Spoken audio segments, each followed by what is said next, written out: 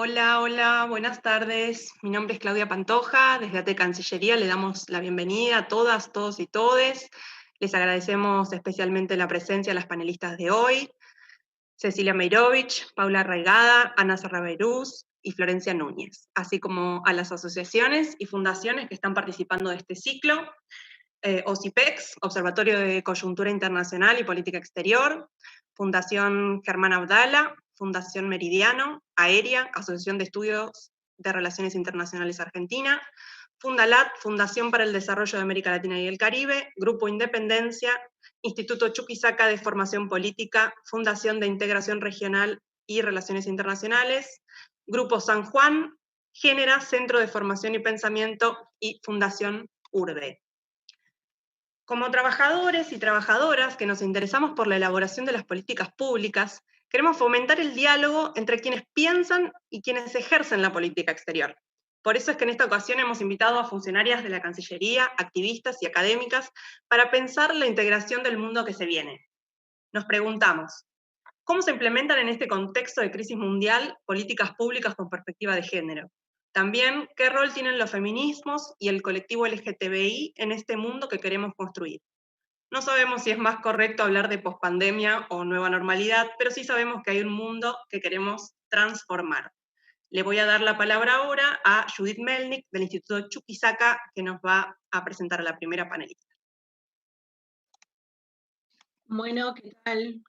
Bienvenidas, bienvenidos, bienvenides. Soy Judith, como dijo Clau, del Instituto Chuquisaca. Voy a sumar un poco las palabras que decía Clau, digo, nos parecía un eje súper importante de poder incluir dentro del debate que estábamos armando entre todos los espacios, porque me parece que también es un poco el rol y la época que nos permite ganar todos los espacios y dar las discusiones en todos los sectores, y nos parecía que políticas exteriores y el rol que iba a tener el feminismo, las mujeres, el colectivo LGTBIQ en el mundo y en la Argentina, en esta nueva normalidad, yo creo que es nueva normalidad, no post pandemia, pero nos parecía súper necesario poder debatirlo entre nosotras, entre nosotros, y no darlo por sentado, que realmente tenemos todos los espacios que tenemos que ganar. Y que, bueno, sin mucho más, le paso la palabra a la primera oradora, que es Cecilia Meirovich, es licenciada en Comunicación y magíster en Relaciones Internacionales y directora de Derechos Humanos de la Cancillería. Así que bienvenida, Ceci, muchas gracias por estar. Te dejo la palabra. Bueno, muchas gracias Judith. Bueno, hola a todos y a todas. Bueno, es un gusto muy grande estar en este panel hoy. Bueno, me invitaron a hablar de la política exterior en derechos humanos, específicamente de lo que hacemos en Cancillería y de lo que hacemos en materia de diversidad. Bueno, como ustedes saben, yo estoy en realidad desde junio, pero estuve trabajando anteriormente en este tema. De hecho, estuve en la gestión anterior, cuando egresé del Instituto del Servicio Exterior de la Nación, también trabajando en la Dirección de Derechos Humanos. Diría que soy de las históricas de la dirección. Pero especialmente a partir del cambio de gestión, tuvimos la oportunidad en la dirección de poder transversalizar la política exterior con derechos humanos, algo que se había hecho en el pasado y que por distintos motivos en los últimos años había sido, por lo menos en materia de política exterior, no se le había dado la prioridad que tenía. Lo que encontramos en la dirección básicamente es que era necesario volver a tener políticas activas, no estar esperando que nos llamen para poner el sello de calidad de Argentina, sino más bien tener iniciativa, eh, no defender lo indefendible. Argentina tiene un prestigio muy grande y un liderazgo en muchos temas, y había como que recuperar la autoestima en ese liderazgo y en esos temas, y empezar a pensar creativamente en dónde podíamos, a partir de nuestras políticas internas, tener incidencia en el plano internacional. Otra de las cuestiones que también volvimos a trabajar es lo que se refiere a no hacer señalamientos. O sea, la política exterior argentina en materia de derechos humanos tradicionalmente no hace señalamientos, sino más bien tiene diálogos constructivos con todos los países. Eso es algo importante porque a veces está la idea de que hay países con los que se puede hablar y hay países con los que no se puede hablar en derechos humanos. Argentina habla con todos los países. hablará de algunos temas, como hablará de otros, con países de acuerdo a afinidades, pero la idea es hablar y tratar de encontrar puntos de encuentro o diálogos constructivos, o por ahí también poder compartir nuestra experiencia que sirva, respetando los tiempos también de otros países y los pasos que tengan otros países, porque tampoco es cuestión de ir a imponer, poder transmitir nuestros conocimientos y nuestra experiencia. Entonces, en ese sentido, lo que les decía era priorizar los diálogos sin hacer lo que se llama en el ámbito multilateral name and shame, es decir, señalar a un país por una determinada actitud, sino tener un diálogo que permita instalar capacidades, cooperar, construir, etc. Otra de las cuestiones que también nos pareció importante para la nueva gestión fue volver a darle el espacio que tenía la sociedad civil y en particular los organismos de derechos humanos. Los organismos de derechos humanos han sido un pilar en la construcción de la política exterior en materia de derechos humanos.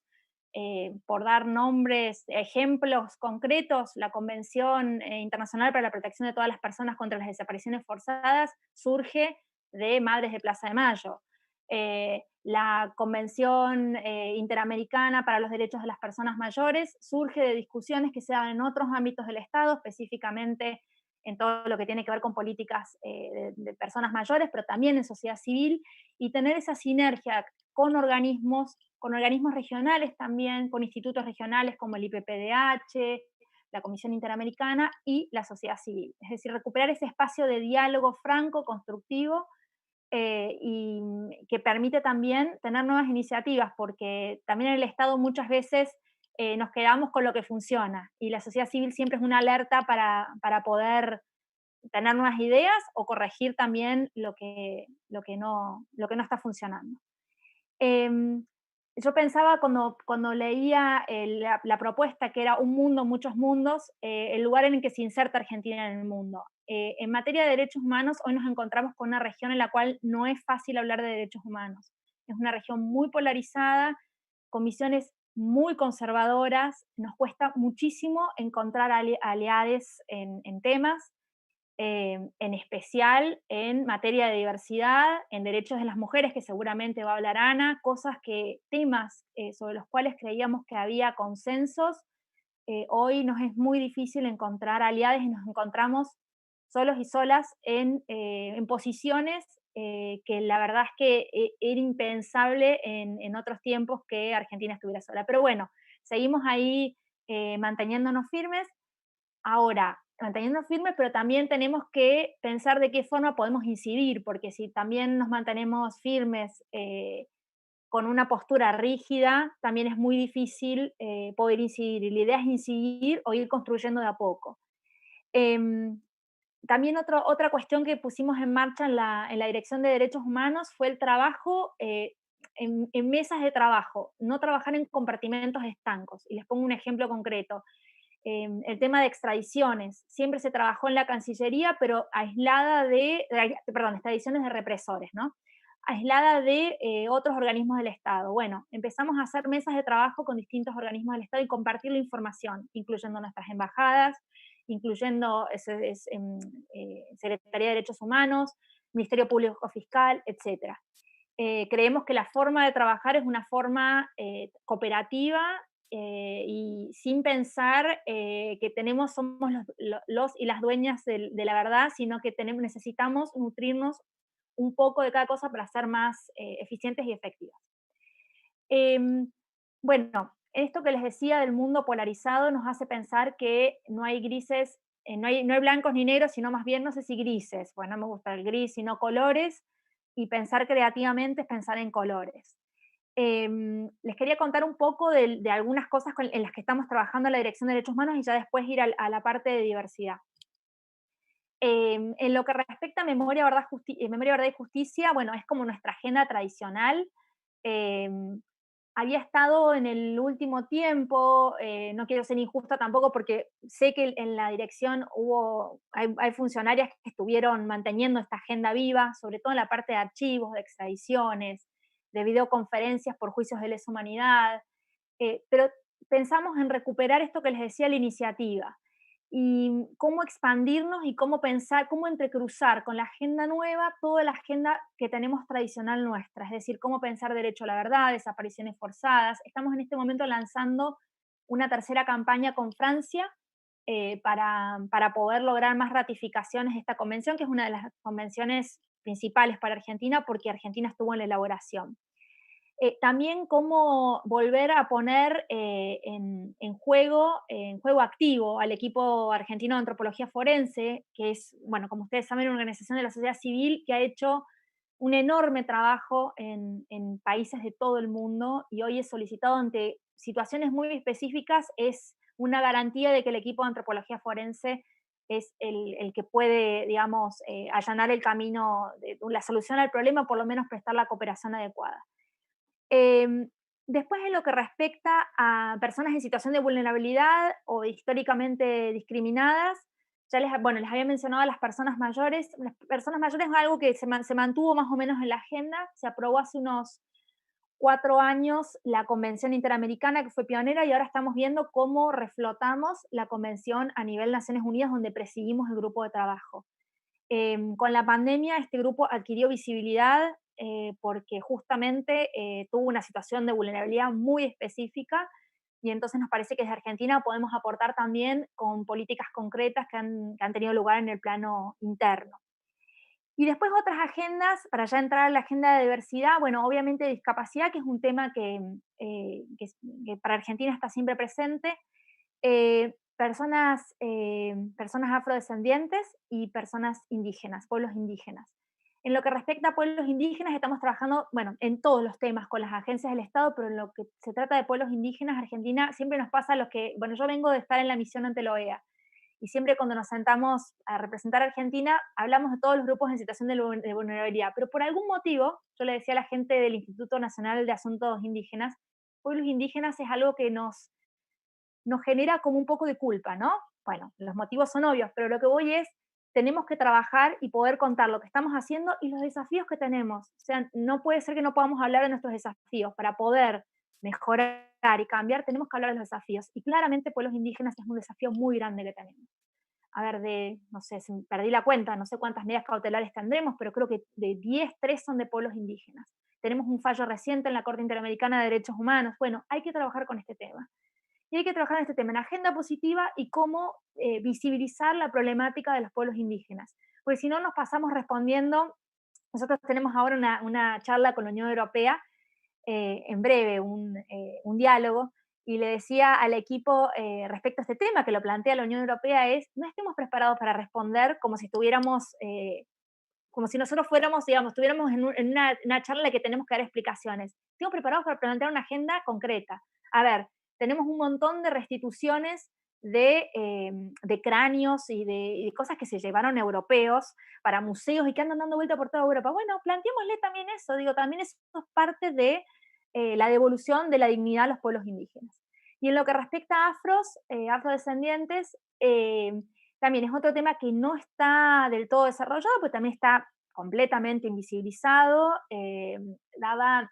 Recuerdo que en el censo, creo que de 2010, se hizo, bueno, la encuesta permanente de hogares y dio lugar a que el 25% de la población tenía algo de raíces afro. Y la gente no lo sabe, y entonces es como que no nos identificamos con raíces afros. En eso el INADI está trabajando en un nuevo Plan Nacional contra la Discriminación, que tiene que ver con la discriminación estructural por motivos del colonialismo, y bueno, lo van a tener para el año que viene. La Cancillería participó muy activamente en el primer plan, que se hizo en el año 2005, con medidas concretas que hoy son de avanzada. Por ejemplo, en ese momento se planteó matrimonio igualitario, que era algo impensado en 2005, y ahora están, digamos, la idea es plantear todo lo que tiene que ver con este racismo que subyace, esto de que creemos que todos venimos de los barcos y en realidad no es así, y eso invisibiliza a la población afro. En eso la Secretaría de Derechos Humanos está súper activa, así que estamos colaborando.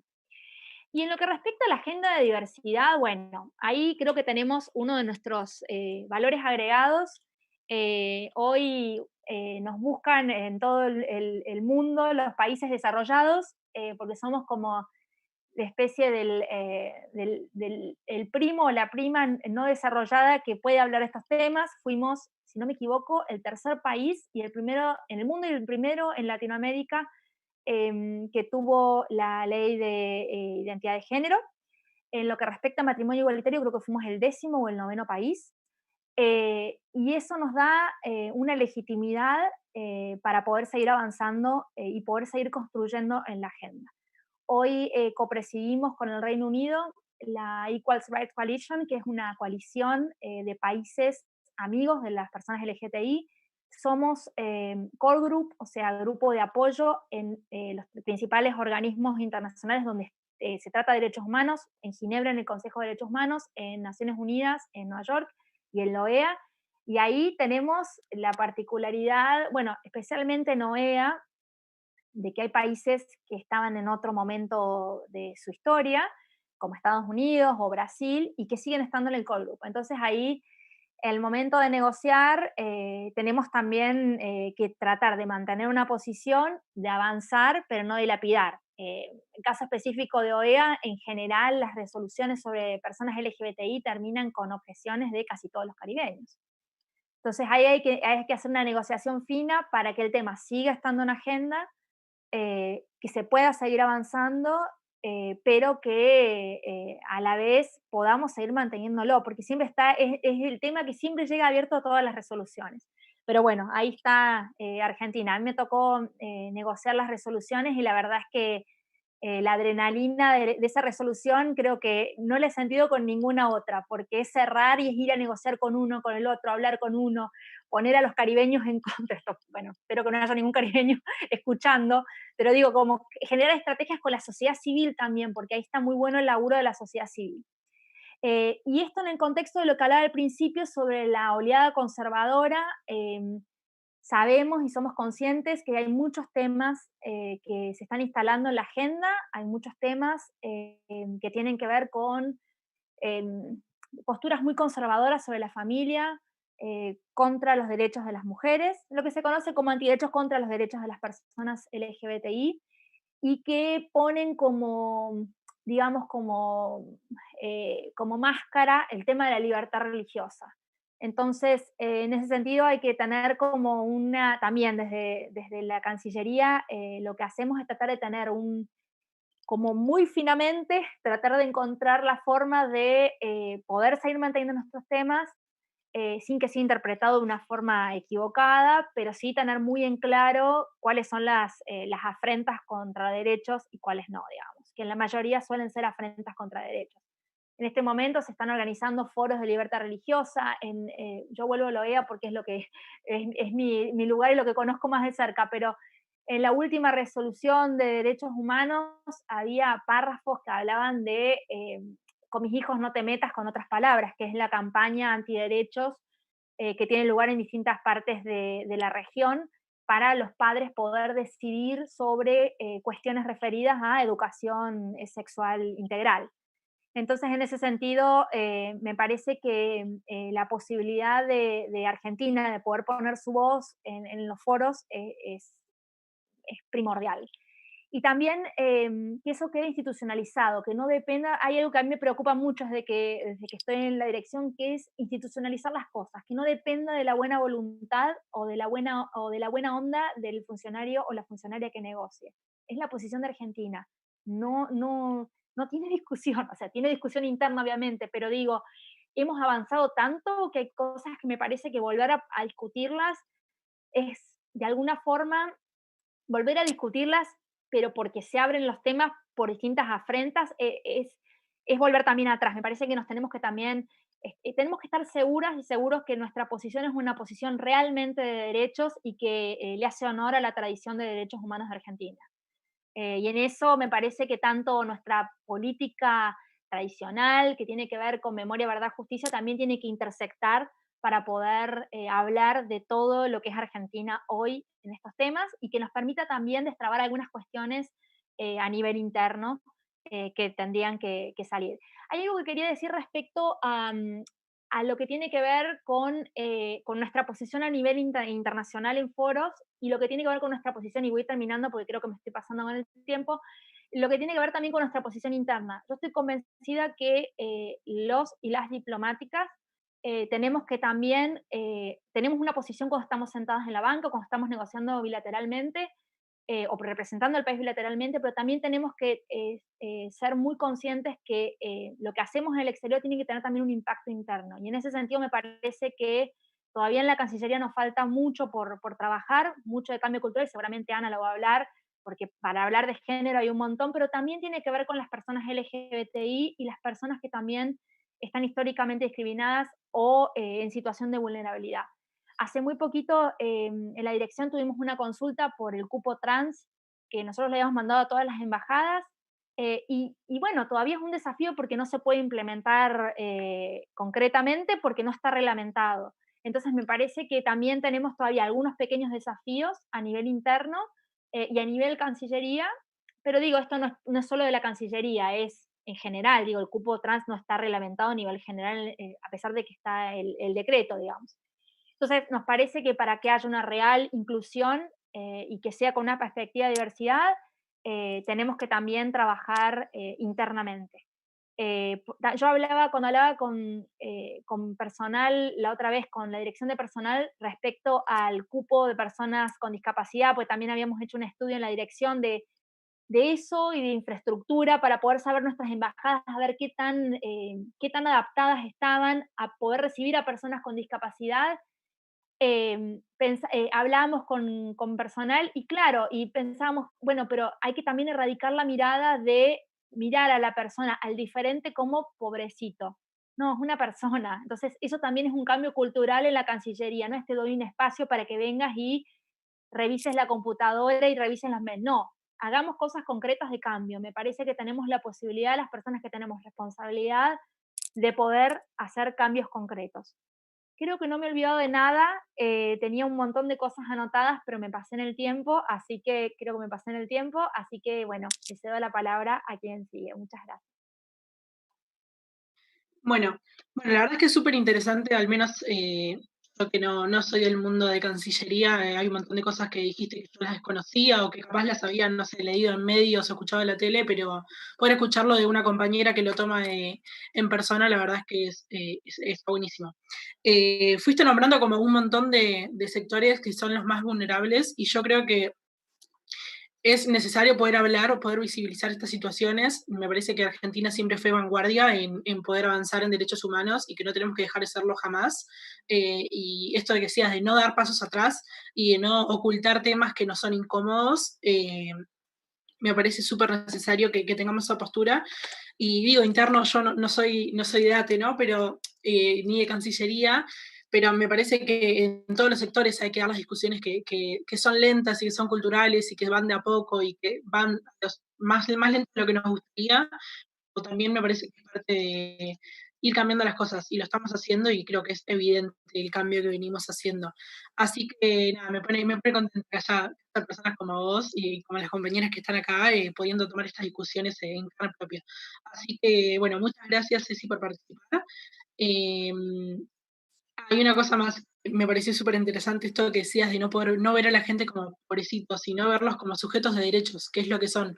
Yo creo que muchas veces se confunde el mensaje que queremos dar en poner a la otra persona como víctima en vez de empoderar a esa persona y darle el lugar que merece en la sociedad y que merece en todos los espacios en los cuales ocupa por el simple hecho de ser persona.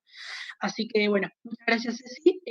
Bueno, ahora le pasamos la palabra a Paula Reigada. Paula Reigada es una activista trans, peronista y feminista, y es asesora parlamentaria en la Honorable Cámara de Diputados. Así que, Paula, te dejo la palabra. Muchas gracias por participar.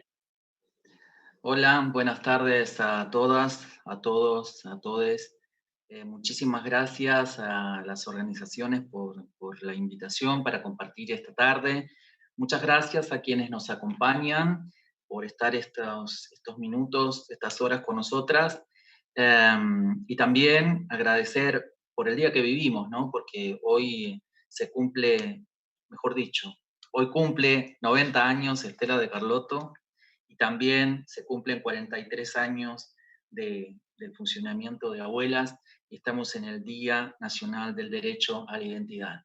Y si de derechos humanos y de derechos identitarios hay que hablar, me parece que la población trans tiene largos libros para escribir sobre eso. Cuando hablaba la compañera recién sobre los derechos, sobre el mundo post-pandemia, pensaba sobre todo en lo que se funda el derecho identitario. Y el derecho identitario es a decir las cosas con su nombre, las cosas en su nombre propio. Cuando hablamos de diversidad, la palabra es tan extensa que no termina de condensar exactamente qué es lo que le sucede a cada colectivo. Cuando hablamos del colectivo travesti trans, estamos hablando de un colectivo que está diezmado. Difícilmente podemos agruparlo en la palabra diversidad, porque el resto de los colectivos no tienen las mismas características, no tienen las mismas vivencias, y de hecho la mayoría, por lo menos en este país, están insertos en el mercado laboral y están insertos e insertas en lo que es el mundo social. El único colectivo que todavía no está inserto, y por eso son las leyes que estamos pensando desde el Congreso, es el colectivo travesti trans. Es el único que tiene un promedio de vida de 35 años. Si no empezamos a llamar las cosas por su nombre, si no empezamos a mencionar a los colectivos con el nombre tal cual por el cual han tenido los padecimientos, vamos a seguir invisibilizando, pero además vamos a continuar en la persistencia de sostener esa violencia estructural que se tienen sobre nuestras identidades. Ha habido todo un aparato del Estado para disciplinarnos y para reordenarnos en ese aparato binario. Si nosotras, como feministas, si nosotras, como participantes de espacios que pretenden modificar la vida de un pueblo, seguimos continuando con esa normativa de simplificar en una palabra el conjunto de vivencias, suponiendo que es lo mismo, perdonen compañeras, pero estamos sosteniendo lo mismo que se estaba sosteniendo hasta ahora. La población trans no tiene la misma característica que la población cis LGBT. De hecho, en este último tiempo, en estos días que ha transcurrido del año, las muertes trans de las feminidades trans son 93 compañeras travestis trans muertas y 2 compañeros varones trans muertos. El nivel de agresión y el nivel de mortandad que sufren las feminidades no son lo mismo que las masculinidades. Si no empezamos a decir las cosas como son, vamos a seguir perpetrando la misma estela, la misma causa, y vamos a seguir sosteniendo esto que está hoy. El derecho a la identidad es algo que fortalece un sistema democrático. El derecho, los derechos humanos es algo que fortalece una cadena social y sobre todo un país con larga trayectoria, no solamente en derechos, sino también con una trayectoria en lo que se reserva a la justicia social. Pero para que esto continúe después de la pandemia, hay que empezar a decir todo esto con claridad, porque si no, seguimos invisibilizando. Y con respecto a lo que me quedé pensando en eso, lo que dijo la compañera sobre que el cupo en Cancillería no se aplica porque no está reglamentado. Compañeros, compañeras, compañeres, el cupo, la decisión de decretar un cupo, lo que se hizo porque no había decisión política de los espacios de que compañeras y compañeros ingresen a los espacios. No hace falta que una ley esté reglamentada para que se cumpla. Lo que hace falta es una decisión política. En todo caso, Cancillería deberá hacerse cargo de no tener la decisión política de incorporar a compañeras y compañeros. No hace falta un reglamento, porque la ley ya está, el decreto está firmado. No hace falta un reglamento, lo que falta es decisión política y predisposición a que esas compañeras que vienen arrasadas, que vienen cargadas de una historia, tengan un mínimo de recompensa, que es poder ingresar a espacios donde nosotras jamás hemos ingresado.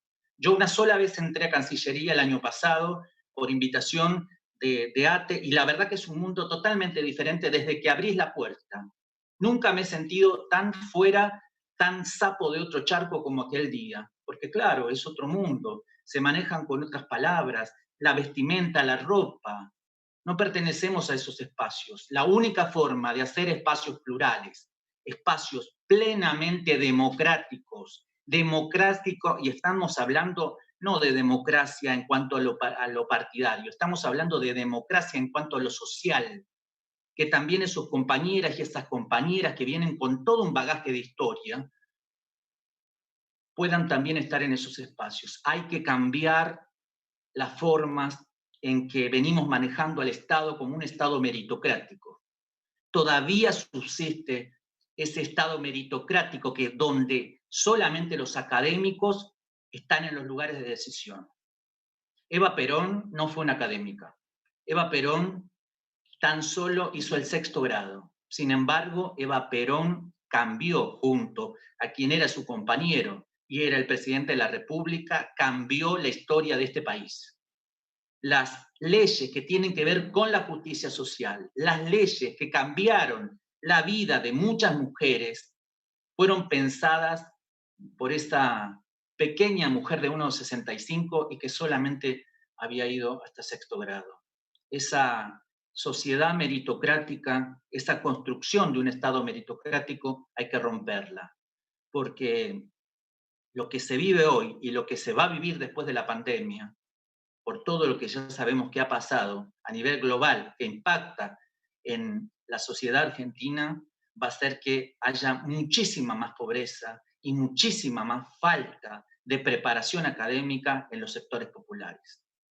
Si vamos a seguir perpetrando los mismos errores, continuemos tal cual como están siendo las cosas hasta ahora, mencionándonos a todos y a todas en un mismo conjunto. Y sobre todo, seguir sosteniendo que estos espacios solamente son para algunos y para algunas. Cuando se habla del tiempo post-pandemia, nosotras trabajamos por un tiempo donde reine otra cosa, donde reine eso que dice nuestra marcha, el amor y la igualdad, pero sobre todo, donde reine esa justicia que hasta ahora no hemos sentido nosotras como población trans, pero también nosotras como parte de esa población vulnerada que se hablaba. Porque somos parte de esa población estigmatizada, de esa población vulnerada, del cual son otras compañeras y otros compañeros cis. Están las afro, las migrantes, las originarias, las gordas, las de baja talla.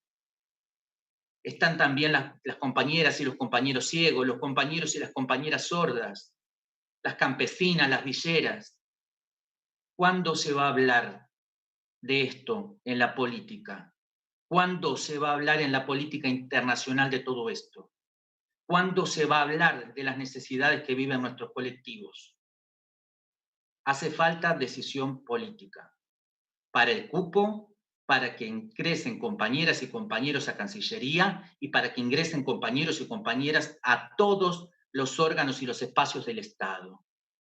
El cupo es algo que viene a reparar algo que esta misma sociedad rompió, algo que esta misma sociedad meritocrática ha roto, porque a nosotras nos ha dejado afuera del camino. Nosotras no elegimos no ser ciudadanas con una extensa carrera universitaria. Nosotras no pudimos acceder, como no lo acceden todavía muchas compañeras trans, pero también muchos compañeros y compañeras cis de los sectores populares. Eso es lo que viene del post-pandemia. Trabajar para que esas desigualdades se terminen. Trabajar para que esos privilegios que hoy sostienen una alta burguesía no dejen de ser privilegios y se conviertan en derechos para todos y para todas, y también para todos.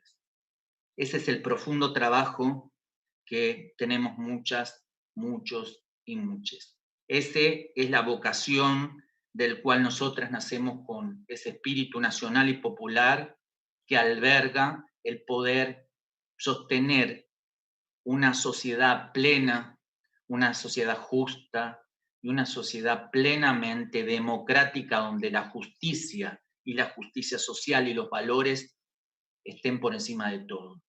Vamos a conseguirlo eso, compañeras, compañeros, compañeres. Y este es el humilde pensamiento para finalizar de esta compañera, que lo único que puede decir es a través de la experiencia vivida.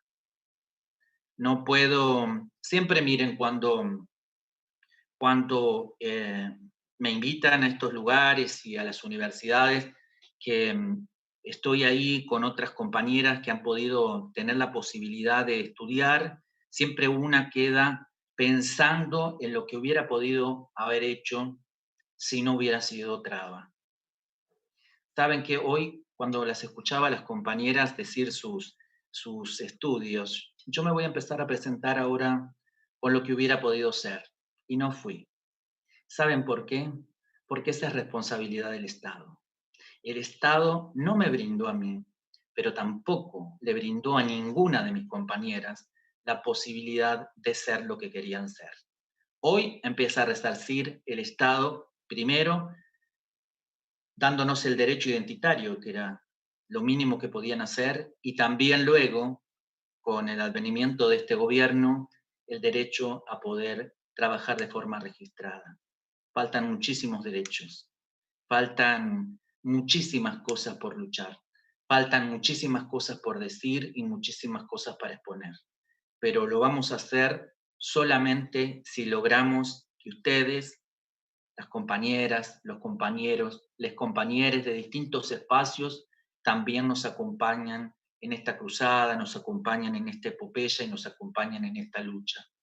De las madres aprendimos que había que sostener las convicciones siempre en alto, pero jamás de forma voraz y de forma rencorosa. De eso aprendimos y de eso subsistimos. Y subsistimos con esa alegría y ese deseo de continuar y sobre todo de vivir.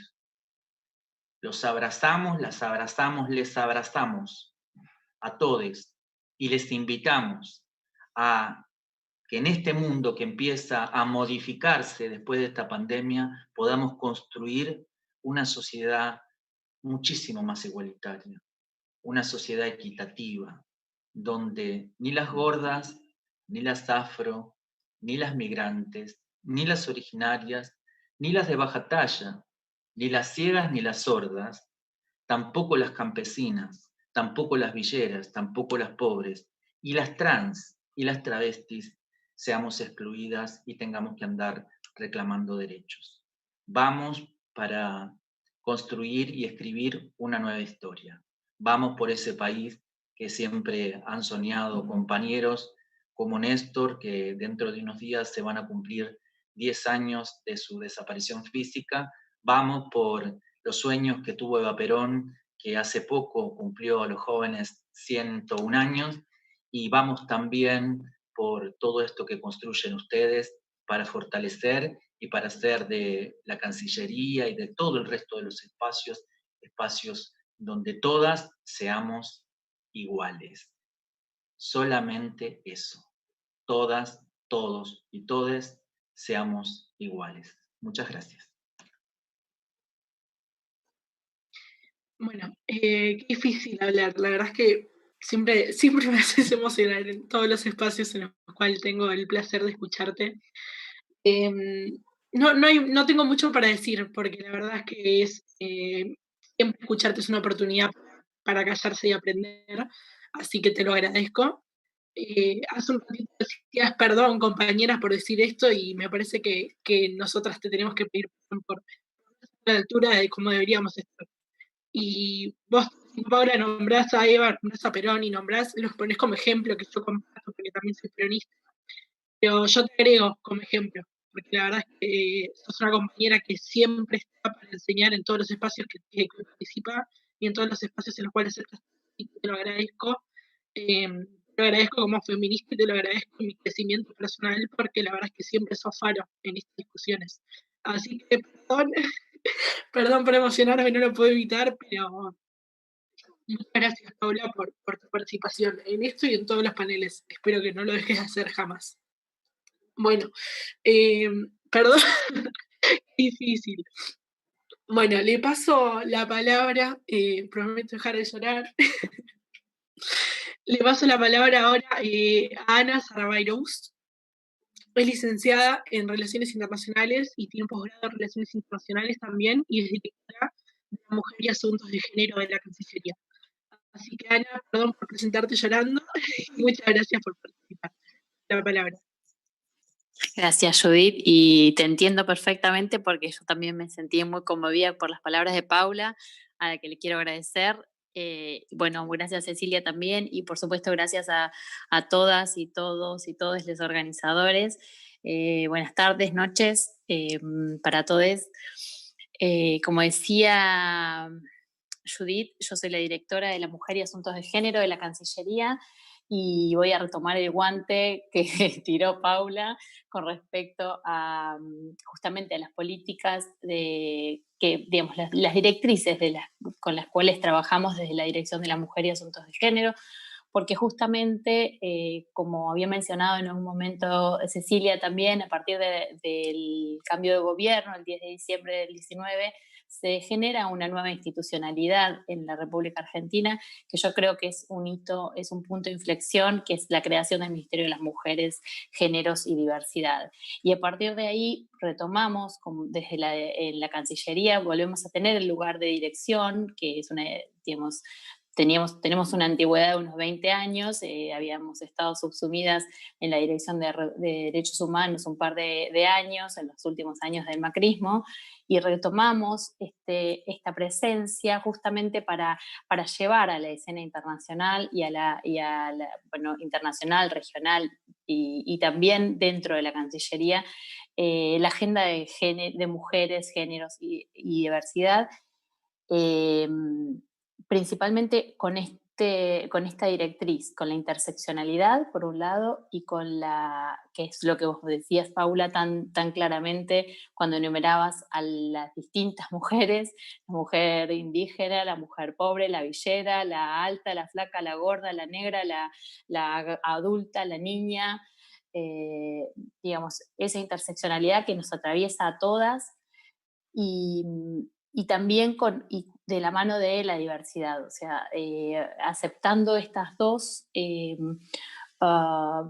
miradas como para atravesar lo que es la posición argentina en los foros internacionales, que son los mismos que mencionó Cecilia, son los foros de derechos humanos, en donde nosotros tenemos un papel, un valor agregado, como había dicho la directora de derechos humanos.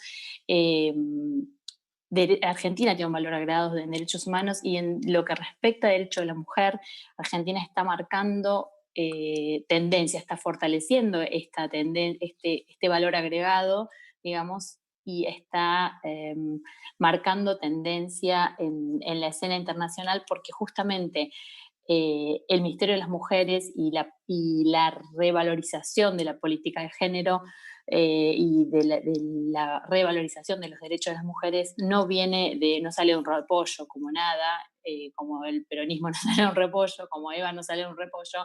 Esto es fruto y es producto de una digamos, como un conglomerado de movimientos sociales que fueron y que no pararon y que vienen de la década del 70 y que se sostuvieron a pesar de la dictadura, y se sostuvieron en el proceso democrático, y se reverdecieron con el verde desde el 15 y con Ni Una Menos, y claramente la pandemia fue un golpe, digamos, o sea, este reverdecer y esta fortaleza fue un golpe. Ahí creo que surgió y que emergió nuevamente la resiliencia que tenemos las mujeres en toda nuestra diversidad, y eso que parecía una catástrofe al principio porque paralizaba, porque se reproducían los niveles se aumentaban los niveles de violencia, aumentaban los niveles de femicidio, las ASPO fueron terribles en los primeros momentos del COVID. Nos hicieron más fuertes, nos fortalecieron, y una de las preguntas que tenía este seminario era cómo se implementa la crisis, digamos, en esta crisis las políticas de género. Y yo creo que en esta crisis se fortalecieron las políticas de género, porque primero porque no había opción. Las mujeres estábamos en la línea de fuego. Las mujeres son el 70% de la población que trabaja en el sistema de salud. Las mujeres son las primeras que se quedan sin empleo porque son el 87 o el 93%, ahora no recuerdo el número, 97% de las empleadas domésticas son mujeres. Son las primeras que se les duplica o triplica el trabajo porque tienen los hijos en las casas a los que tienen que hacer la tarea, mantienen las tareas de cuidado y además tienen que trabajar en el trabajo remoto. O sea, y además es un trabajo que no se visibiliza, porque es un trabajo que históricamente está invisibilizado. Entonces, a las mujeres la pandemia nos dio un golpe muy fuerte. Entonces, ahí es donde la agenda que venía con mucha fuerza, venía desde la suma, la confluencia de todos estos movimientos sociales, es donde se hace imprescindible abordar. Y creo que en este sentido, o sea, para mí como directora de La Mujer es un placer en un punto llevar a los foros internacionales lo que está haciendo Argentina. Porque lo que está haciendo Argentina es tener un ministerio, es transversalizar la perspectiva, las políticas de género en todos los ministerios, que esto sea carne en todos los ministerios, que esto baje, que esto digamos, vaya a la más baja porosidad de cada una de las direcciones, de cada uno de los ministerios. Lo que, digamos, el decreto este que mencionó Ceci de la cuota es lo más fuerte en cuanto a poner, porque nosotros tenemos una historia con respecto a las cuotas y sabemos que las cuotas sirven, las cuotas favorecen la paridad, las cuotas incluyen, las cuotas, si bien habrá quienes las critiquen, las cuotas en nuestra sociedad sirven. Entonces, el tema de la cuota trans, por el decreto del presidente, no me acuerdo el número, 690 o una cosa así,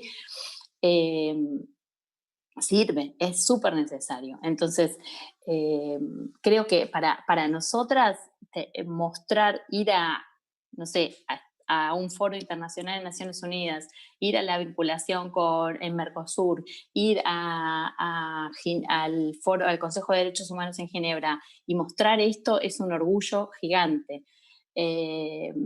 Entonces, claramente nos falta muchísimo. Yo creo que, no sé si ustedes saben, pero cuando el 721, ahí me ponen el 721, el decreto de cuotas, lo que decía es que es un trabajo hermoso y porque nos enorgullece, estamos en un momento muy fuerte, muy, muy vigoroso, si se quiere, y también es un trabajo es como remar en dulce de leche. Quiero decir con esto, la paridad, la igualdad de géneros, el empoderamiento de las mujeres, que son nuestros mandatos, son muy difíciles de llevar a la práctica y son, como decían, creo que era Claudia, que decía, es un trabajo de día a día, sin descanso. Es como el trabajo de las mujeres en la pandemia, sin descanso, o como de las médicas y los médicos, sin descanso. Y sobre todo en lo que son las instituciones. Vos antes hablabas, Paula, de la Cancillería, que cuando entraste te resultó extraño, muy extraño, porque parece un mundo diferente. Esas instituciones son las que tenemos que cambiar. En esas instituciones estamos para cambiarlas, para modificarlas, para hacerlas igualitarias, democráticas, para democratizarlas. Y ese es el trabajo hostil, no es el otro, que el otro es más lindo. Ese es el trabajo hostil con el que nos encontramos todos los días. Pero también es el trabajo que nos da los pequeños frutos. Cuando nosotros tuvimos la suerte de como convencer al jefe de gabinete de que tenía que pensar la Cancillería desde una perspectiva más paritaria y estamos en esa, todo el tiempo estamos tratando de educar y de marcar la necesidad de la igualdad, de la paridad, del respeto, porque una cosa que dijo Paula que me pareció eh, remarcable, que quiero traer acá también, que tiene que ver con las violencias que implican el no reconocimiento del otro, el no derecho de la identidad, o sea, la diferenciación, diferenciar que el otro sea un diferente, pensar al otro como un diferente, en el sentido de descalificar, porque todos somos diferentes, todas somos diferentes, todos somos diferentes, pero pensar al otro como un diferente en el sentido de descalificarlo es lo que es una violencia. Y con esa violencia y con esa diferencia no se puede la democracia. Yo tengo una expectativa, que es que el COVID nos permita que el post-COVID, ¿no? La post-pandemia o la nueva normalidad. No me gustaría nueva normalidad porque es como que lo mismo, pero renovado, o sea, un pinkwashing y listo, pero que el mundo que podamos construir de acá hasta que termine la pandemia del COVID sea un mundo realmente democrático, donde las bases sean democráticas, donde las personas se identifican como quiere identificarse e identifican a los otros como cada uno de los otros quiere identificarse. Pero lo cierto es que esa situación es una situación imposible de pensar sin la articulación y la coordinación entre todos los actores de la realidad argentina, o sea, entre la sociedad civil que mencionaba Ceci al principio, entre los movimientos sociales, entre los movimientos sindicales, entre los funcionarios públicos, entre los movimientos trans, entre los partidos políticos, o sea, a esa realidad tenemos que llegar todos, porque si no llegamos todos, no llegamos. O sea, se impone nuevamente la misma jerarquización, la misma diferenciación y la misma estructura patriarcal que teníamos antes. Entonces creo que estamos en un punto de inflexión en varios aspectos y bueno, les agradezco por estar acá. Me parece que este espacio contribuye a esa interrelación y a esa vinculación que es absolutamente necesaria si queremos un mundo más pacífico, más inclusivo y democrático en el que nadie se quede atrás. Gracias. Bueno, muchas gracias, Ana. Nada, como también le dije a Ceci, me parece que son un montón de luchas muy difíciles de dar en cada uno de los en cada uno de los ámbitos de militancia donde uno participa. Siempre se encuentra con que estas discusiones no son fáciles, que no son receptadas de la forma en que nos gustaría y nada, confío en que las compañeras que están organizando esta charla, confío en las compañeras que conozco de la Cancillería, confío en el que están trayendo ustedes, en que son personas que realmente ponen día a día la voluntad para que estas cosas cambien, así que lo agradezco y agradezco que puedan venir acá a compartirlo. Bueno, la próxima oradora y la última es, antes de presentarla, recuerdo, como dije en el pueden ir haciendo preguntas por el chat de YouTube y la vamos a ir agarrando para después poder hacérselas a las compañeras y a las oradoras. Así que eso como a modo de recordatorio. Así que bueno, ahora sí, le paso la palabra a Florencia Núñez, es coordinadora del área de juventud del Movimiento Ecuménico por los Derechos Humanos, responsable de Relaciones Institucionales del Observatorio de Coyuntura Internacional y Política Exterior, OSIPEX, que es parte también de la organización de este armado de ciclo de debate. Así que, Flor, te paso la palabra. Muchas gracias. Bueno, también quiero resaltar lo interpelada que me sentí por las palabras de Paula y nada, agradecerle, más que eso, agradecerle.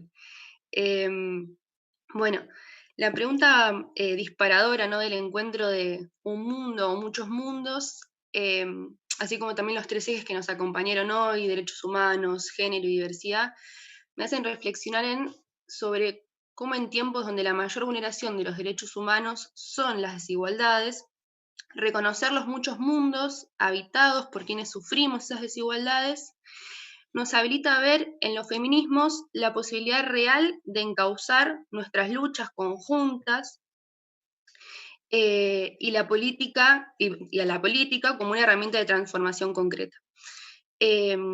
Porque reconocer acá la existencia de muchos mundos, como es mi caso siendo cristiana, lesbiana y peronista, no quita que sigue existiendo un mundo que subordina a los otros, que entiende al hombre blanco, cis y heterosexual como el único sujeto posible, que a su vez encima es quien detenta el poder. Ahora bien, si la mayor vulneración de los derechos humanos son las desigualdades, es interesante que podamos reflexionar, por un lado, sobre cómo se organiza ese mundo, donde pocos tienen mucho y donde muchos no tienen nada. Y esto es porque se organiza teniendo el mercado como el lugar de racionalidad humana y quien soluciona las desigualdades, ¿no? Y por consecuencia a la tasa de ganancias como el principio desde el cual se piensa, se vive y se produce. Y si quedas por fuera de eso, la dignidad humana queda knockout, básicamente. Bueno, sin lugar a dudas, la pandemia puso en evidencia que el mercado no solo no resuelve las desigualdades, sino que en tiempos de crisis las profundiza, lo cual me lleva a pensar en quiénes sufrimos esas desigualdades, ¿no? En mayor medida, y también quiénes son los que se están beneficiando en este contexto. En el artículo desarrollado por Manuel Valenti, que recomiendo leer, La pandemia de las desigualdades, podemos darnos una idea, un poquito de esto que menciono. Por un lado se menciona que en el informe, se menciona el informe del Banco Mundial, donde más de 350 millones de personas podrían caer en la pobreza, dada esta situación, y 100 millones en la pobreza extrema a causa de la crisis mundial. La OIT estima que de los 130 millones de trabajadores informales, el 53% son mujeres. Sin embargo, en simultáneo a esta realidad cruenta, nos encontramos con datos como los que podemos encontrar en Bloomberg, donde los 5 hombres estadounidenses más ricos del mundo han aumentado su patrimonio personal en lo que va del año en 201.000 millones de dólares. También de acuerdo a lo que es el informe desarrollado por la ONU Mujeres 2020, nos encontramos con que se destaca que las mujeres migrantes y refugiadas enfrentan mayores riesgos de sufrir violencia física, psicológica, sexual, debido a, por un lado, que una de las medidas tomadas por los estados ha sido cerrar las fronteras, lógicamente, lo que se ha sumado a la falta de articulación regional. Esto ha tenido como consecuencia un incremento de la xenofobia, del estigma, de la discriminación hacia personas migrantes, donde la situación de las mujeres es mucho más vulnerable, y por otro lado, el cierre de las fronteras y la falta de medidas profundiza las dificultades de acceso a servicios, documentación, y fomenta el uso de caminos irregulares para migrar. Bueno, habiendo mencionado un poco esto, creo que corresponde resaltar la importancia, que también lo fueron resaltando las compañeras, la importancia de tener en Argentina desde el 10 de diciembre del 2019 el Ministerio de la Mujer, Géneros y Diversidad, donde los actores protagónicos somos quienes nos vemos más perjudicadas y vulneradas, y que tenga por finalidad, a través de áreas y políticas específicas, el diseño, la ejecución y evaluación de las políticas públicas nacionales en materia de género, igualdad y diversidad, con un enfoque de derechos humanos y una mirada interseccional que también mencionaron las compañeras, donde también entran en juego otras categorías sociales como la edad, la etnia, ¿sí? Y otro dato que es muy importante también es que se destina actualmente un equivalente al 3% de nuestro PBI al ministerio. Eso es un dato que es muy interesante por resaltar. Bueno, dando continuidad con lo que mencionaba anteriormente, estas características de este mundo, subordinador de mundos, que como mencionaba, entiende al hombre blanco, cis y heterosexual como el único sujeto posible, que a su vez es quien detenta el poder, tiene una característica, es un mundo altamente fundamentalista. Económicamente es un mundo regido por el capitalismo financiero, por la parte política, regido por el neoliberalismo, y con el aspecto religioso, con la facción neoprotestante, ¿no? O los movimientos evangélicos, como por ahí se los conoce más comúnmente. Este último lo encarnaría en esa intersección que se expresa en los países de América Latina y el Caribe como neoliberalismo, colonialismo, imperialismo, patriarcado y, bueno, fundamentalismo religioso, como mencionaba, con la facción neoprotestante. Este último brinda la respuesta sociopolítica a los dos primeros, para que las riquezas no sean transformadas en medios para ampliar derechos y garantizar la dignidad, no solo humana, sino ecosistémica.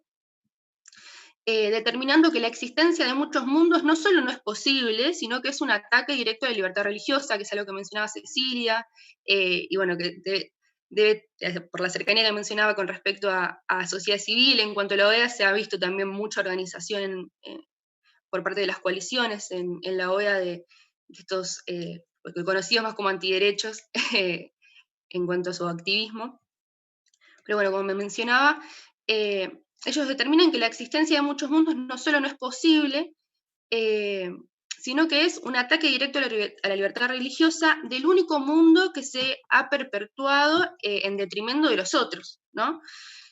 Las pasadas semanas realizamos un sondeo en una organización de cristianas feministas de la cual soy parte, donde el 80% estuvimos en iglesias evangélicas y de las cuales el 68,9% habíamos sufrido violencia institucional y el 53,3% manifestó que había sido por principios o valores políticos, ¿sí? Creo que es súper interesante como para poder empezar a prestar atención a estos espacios. Y bueno, un poco la pregunta que me realizaba al ver las primeras cifras y estas últimas es, ¿desde dónde podemos repensar cómo trascendemos los fundamentalismos políticos, económicos y religiosos, ¿no? Y esto es desde los feminismos como un espacio plural, de convivencia amplia, donde nos escuchemos y podamos poner en común las experiencias feministas que se corresponden a cada pueblo con sus prácticas y sus formas sociopolíticas y organizativas también, donde no hay una única forma de ser feminista, porque estos muchos feminismos son el resultado de lo diverso de las distintas culturas y los distintos pueblos, donde sí hay un modelo político amplio, interseccional y popular, que es el que planteamos nosotras, y popular, obviamente, garante de que las desigualdades de base no influyan ni limiten el proceso identitario de cada uno. Y por esto se busca que se vincule con otras luchas, ¿no? Si pensamos el rol de la política exterior en materia de género, lo cual primeramente requiere que exista de los estados, como es el caso actualmente de Argentina, un plan nacional de políticas públicas del acceso a la justicia para con las feminidades, de asistencia, de abordaje integral, de prevención. También es importante desarrollar acciones conjuntas, ¿no? A nivel regional, para dotarnos de informes que den cuenta de la situación particular de las y les migrantes, las redes de trata y el estado de las tareas de cuidado que se inscriben hoy en día en el trabajo informal, ¿no? En fin, en definitiva, y para cerrar, yo creo que si logramos trascender nuestras fronteras desde un lugar de escucha, respeto y aprendizaje, que creo que es lo que se dio en este encuentro, y de aprendizaje mutuo, no tengo dudas que vamos a lograr desarticular el accionar de los fundamentalismos en todas sus expresiones y en todos sus entramados. Nada, muchas gracias. Sí, yo paso la palabra a la compañera. Bueno, Flor, trajiste un montón de datos que yo desconocía. Pero nada, la verdad es que es impactante, es verdad que esto que decías, ¿no? Como el mundo en el cual vivimos, como que siempre responde, por más o sea, hace no muchos años no podíamos ni votar, y hoy hay un montón de avances respecto al colectivo LGTBIQ, respecto a las mujeres, pero siguen faltando y se ven en estos datos. Y a mí siempre me parece una locura porque en todos los espacios y todas las carreras y todas las ramas donde uno se especializa, siempre terminan contándole la perspectiva de género que está súper marcada. Así que nada, es súper importante que podamos también visibilizar esos datos que traes, así que muchas gracias. Bueno, las invito a hacer, si quieren, no sé si cómo estamos de tiempo, pero las invito a hacer una segunda ronda de 5 minutos cada una, más o menos, sobre todo por si algo le restó decir o si quieren volver a decir algo o responder algo que haya salido durante la charla. Así que, si les parece, podemos empezar una segunda ronda en el mismo orden que habíamos empezado antes. Así que paso la palabra. Ceci, ¿podés quedarte unos 5 minutos más? Sí, me quedo 5 minutos más y después me voy, desaparezco mágicamente. Bueno, muchas gracias a las compañeras. La verdad es que, bueno, por supuesto lo de Paula fue muy motivador para pensar. Sobre todo me quedé pensando en el uso de la palabra diversidad y cómo queda invisibilizado el colectivo travesti trans, y cómo lo usamos comúnmente, ¿no? Como si fuera... Yo pensaba en esto también de hablar de grupos vulnerados. En realidad no todos son grupos vulnerados, son grupos en situación de vulnerabilidad y algunos son más vulnerados que otros, vulnerados o vulneradas que otros. Entonces, lo que decía Paula me hizo pensar en muchas cosas, también respecto a lo que ella mencionaba de poner en práctica. Yo en realidad he usado el ejemplo del cupo trans, por supuesto que es una medida de vanguardia.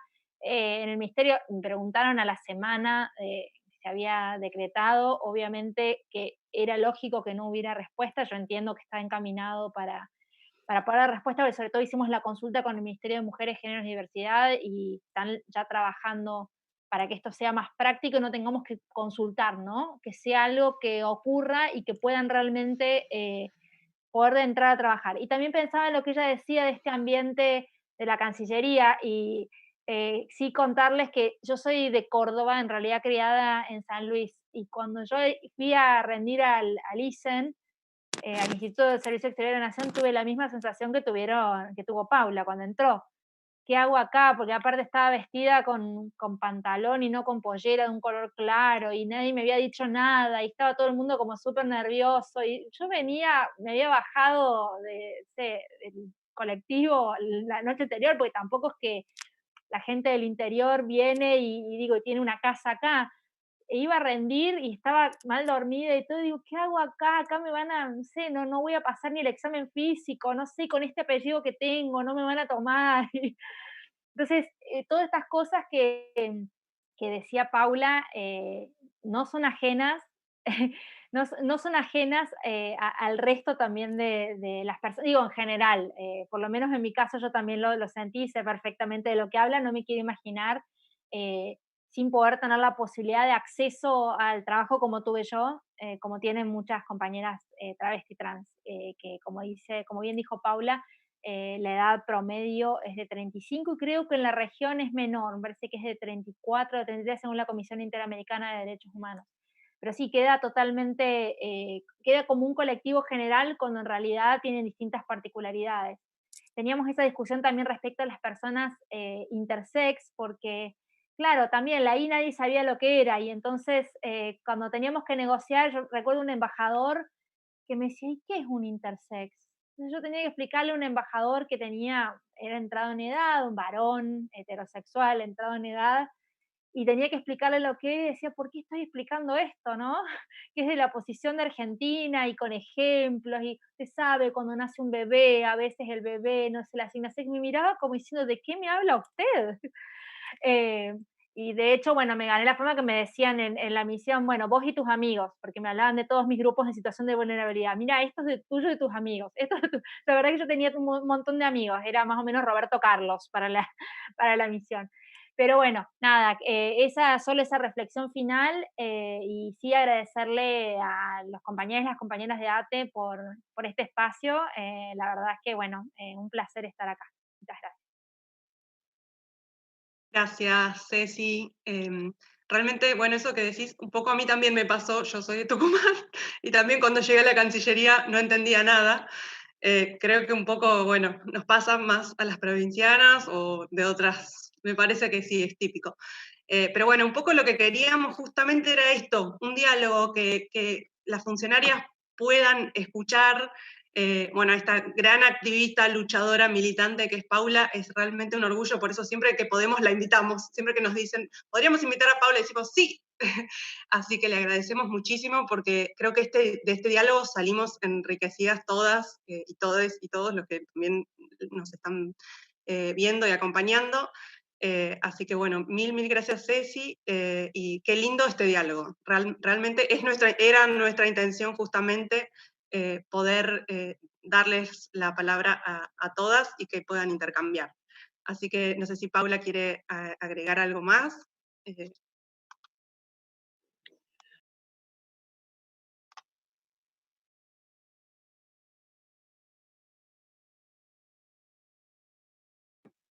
Paula, está cerrado el micrófono, me parece.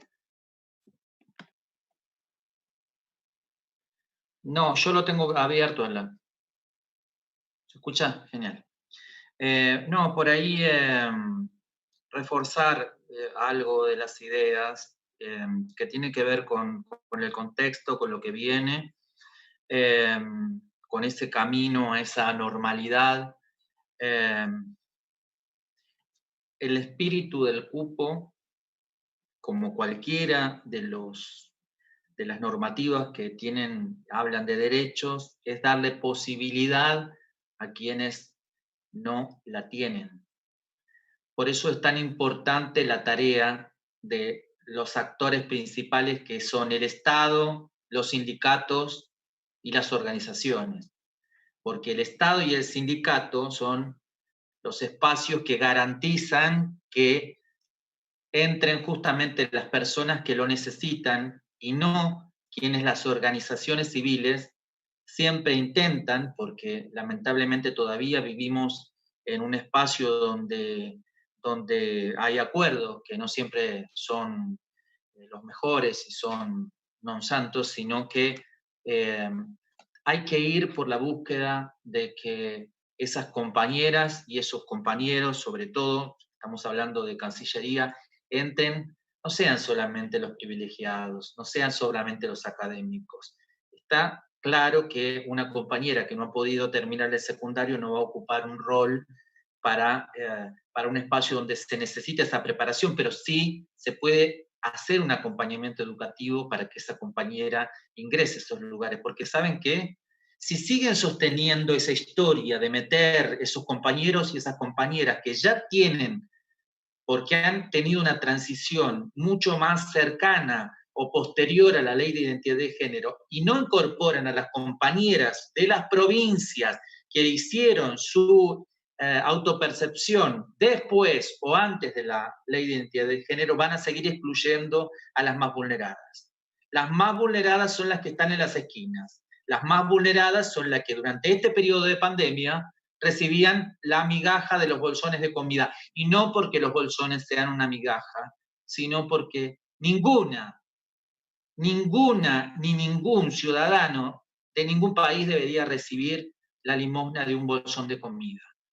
Nosotras trabajamos todos los días para que nuestras compañeras puedan tener el derecho a decidir sobre sus cuerpos, pero también decidir plena, que esa meritocracia de la que hablábamos antes también no sea este cuentito que nos ha marcado el liberalismo, en donde solamente los ricos pueden comprarse una computadora, solamente los ricos pueden viajar, solamente los ricos pueden gozar.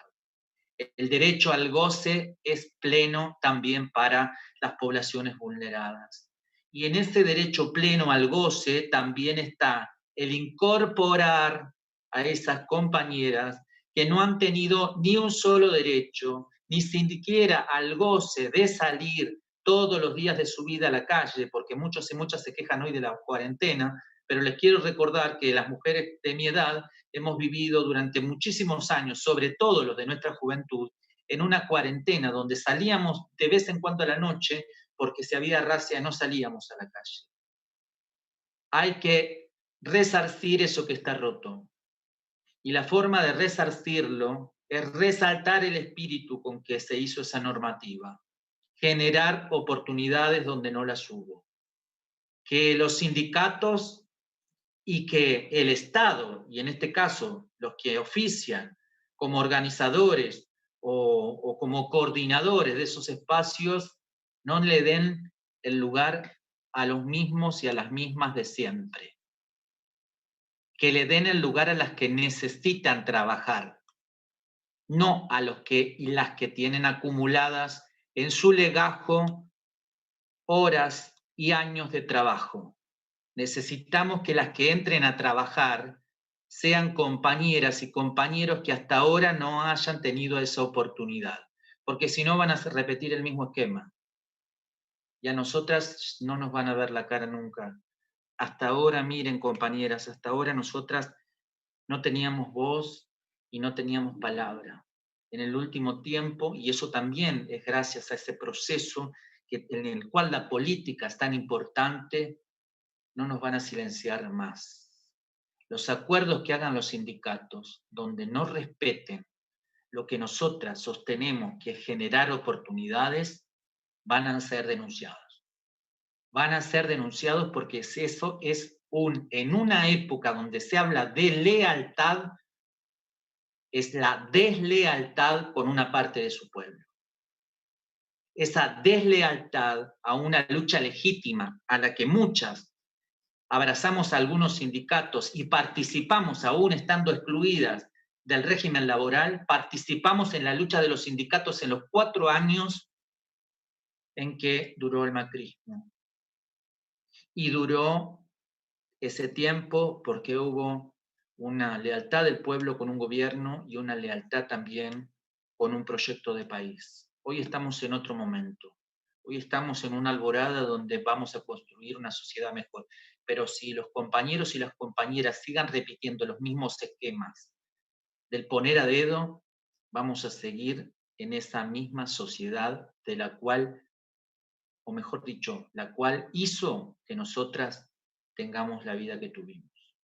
Nosotras estamos ahora, igual que el resto de las poblaciones que nombré, para construir en esta nueva alborada una patria que sea muchísimo más leal con su pueblo que la que hemos tenido hasta ahora.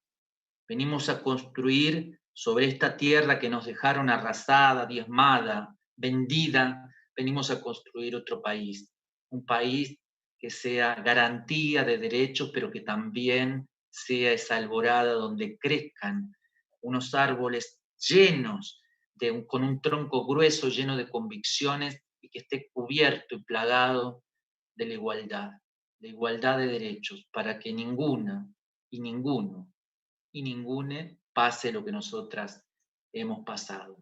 No tenemos rencor, tenemos alegría. No tenemos rencor, tenemos agradecimiento de haber nacido en este país pleno. Tenemos orgullo del abrazo que hemos tenido de nuestra sociedad en el último tiempo, y también tenemos el orgullo de nuestras compañeras y nuestros compañeros trans, pero también de nuestras compañeras de lucha, las afro, las migrantes, las originarias, las sordas, las ciegas, las campesinas, las villeras, con quienes abrazadas hemos llegado en todo ese feminismo popular a ese decreto. Y en ese decreto se plasma lo que dijo el presidente cuando abre el periodo legislativo: empezar por las últimas para terminar por todas. Y en ese empezar por las últimas para terminar por todas es donde nos encuentra este final de pandemia. Nos encuentra unidas y sobre todo con estas actividades repensando la sociedad que queremos. En este repensar la sociedad que queremos hay que tomar parte de lo que dijeron todas las compañeras como para poder construir ese enorme, enorme mapa donde las desigualdades han reinado, pero que seguramente a partir de todo esto dejarán de reinar. Les agradezco la invitación, les agradezco el minuto, y saben que muchas de nosotras pareciera que siempre somos activistas, pero ¿saben por qué somos activistas? Porque hay parte de la política al cual lo que nosotras decimos no les conviene. Por eso no ocupamos otros roles. La lista es larguísima de compañeras que a lo largo de todo el país vienen pregonando distintas necesidades y distintas políticas públicas que el Estado debería oficiar para la población trans, pero también para la población vulnerada cis. ¿Saben por qué nosotras seguimos siendo activistas? Porque no le conviene. Porque no le conviene a veces a los gobiernos que algunas militantes seamos más leales que obsecuentes. Nosotras venimos a construir un país con lealtad, pero nunca con obsecuencia. Gracias. Gracias, Paula. Te agradecemos realmente un montón, nos emocionan tus palabras y realmente quiero destacar la importancia de tu voz, porque es difícil y sabemos que hay muchos espacios, o sea, no solo en la política, que es un espacio masculino, patriarcal, sino en todas las instancias de la sociedad. Entonces, darte voz a vos y a través tuyo a todas las compañeras trans y travestis es un honor. Así que bueno, ya sabes que la próxima vez que vayas a Cancillería queremos que te sientas un poquito más en casa. Esa es la intención. Tenés que saber que sos bienvenida y que bueno, que hay un grupo de mujeres fuertes que estamos acá peleando, dando la lucha, armando alianzas, haciendo estrategia para implementar efectivamente el cupo y que no quede en papeles, que no quede en letra muerta. Justamente una de las inquietudes de una compañera de nuestro espacio de géneros tenía que ver con cómo implementar o cómo superar la meritocracia, qué estrategias, y un poco creo que lo contestaste, porque lo dijiste con la educación, con el acompañamiento, porque bueno, tenemos dudas, no sabemos, esto es totalmente nuevo, y queremos aprender, queremos preguntar, queremos escuchar, así que realmente nos sirve un montón porque sos realmente una guía para nosotras que estamos acá dando la pelea y tratando de dar también voces a quien normalmente no las tiene. Así que gracias infinitas, Paula. No sé, ahora Ana, si querés agregar algo también. No, bueno, sí, gracias de vuelta. Gracias a Flor, que no la puedo agradecer la otra vez. No, básicamente volviendo a la Cancillería y al trabajo que estamos haciendo, me parece que, bueno, valoro un montón este tipo de actividades. Les agradezco a ATE como sindicato y lo tengo en mi corazoncito, ya te los dije. No, básicamente este tipo de actividades es súper importante. Nosotras desde la DIGER, desde la Dirección de la Mujer y Asuntos de Género, lo que, digamos, aportamos o tratamos de aportar tiene que ver con justamente visibilizar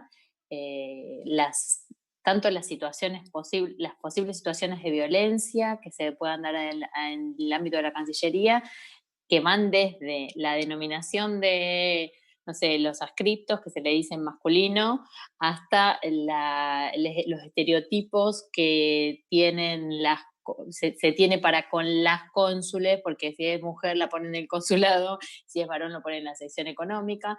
Entonces, de las embajadas estoy hablando, o sea, me parece como decíamos antes, y creo que en eso coincidimos todas, es que, digamos, de esta situación de pandemia se sale colectivamente o no se sale, y para eso, y claramente coincido con una cosa que dijo Paula, claramente, o sea, al statu quo no le interesa salir de esta situación, o sea, le interesa consolidarse, le interesa que cuando se termine la pandemia vuelva a estar el mismo patriarcado heteronormativo gestionando el poder desde el poder económico, político, sindical, etcétera. O sea, bueno, lo lamento porque llegamos para quedarnos y no se la vamos a hacer fácil. Así que tenemos que continuar este tipo de actividades, tenemos que continuar la interrelación y el trabajo coordinado, porque o salimos todas juntas o no salimos. Gracias. Gracias, Ana. Bueno, realmente, bueno, queremos saber si contamos con vos para seguir esta lucha, bueno, con vos y con Ceci, por supuesto.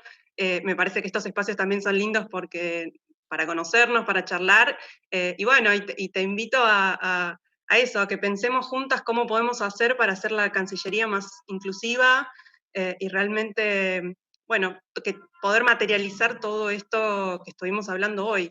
Así que nada, muchísimas gracias. Sé que tu agenda también estaba complicada hoy, pero te agradecemos muchísimo este momento. Y bueno, y eso, invitarte a seguir construyendo juntas. Y muchas gracias.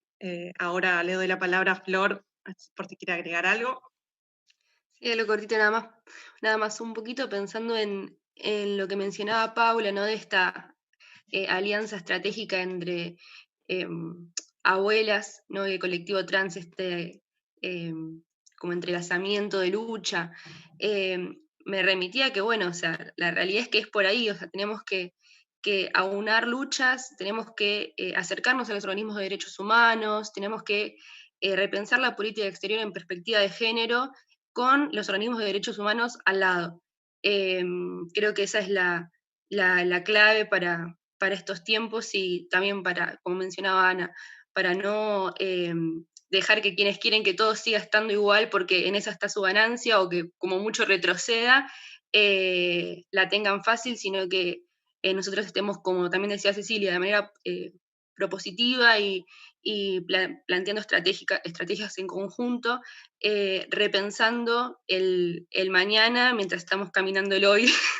Así que nada, eso es lo que se me quedó muy marcado, ¿no? La necesidad de caminar en conjunto a los organismos de derechos humanos, clave, eso.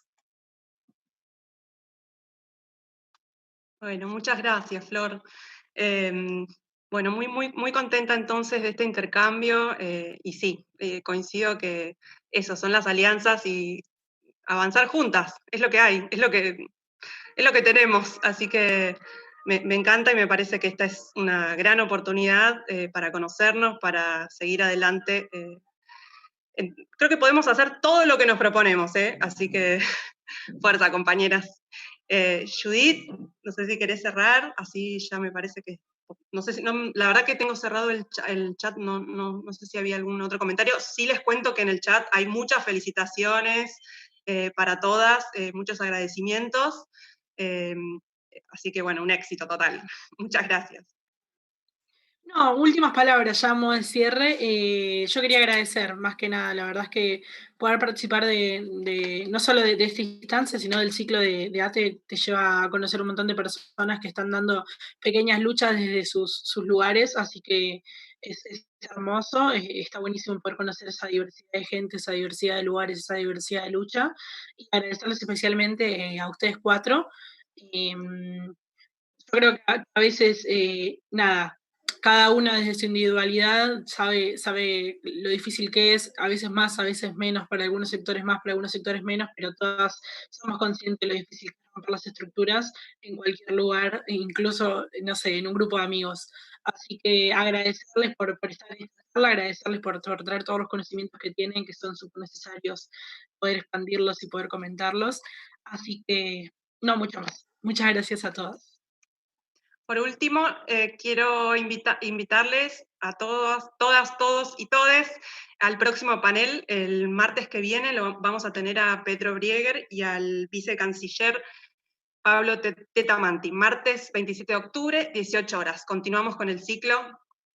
Así que bueno, muchas gracias. Y hasta la próxima. Gracias, muchas gracias. Muchas gracias. Chao. Gracias.